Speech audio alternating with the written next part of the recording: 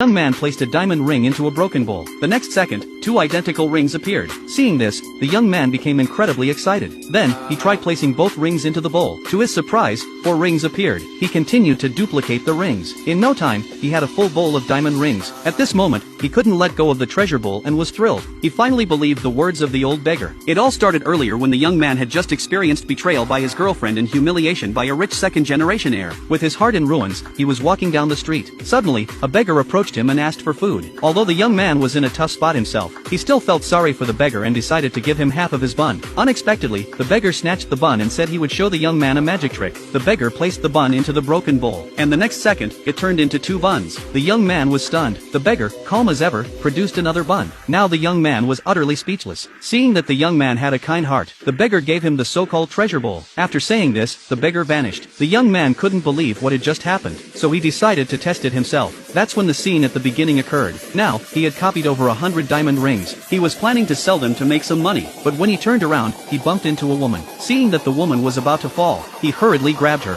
However, the woman thought he was trying to be inappropriate. He kept apologizing to her. What seemed like a simple accident turned into the woman accusing him of damaging her shoes. Unreasonably, she blamed him for everything and demanded $8,000 in compensation. The young man searched through his pockets and found only a few dozen dollars. Then he remembered the diamond rings he had just copied. He picked one up and handed it to the woman.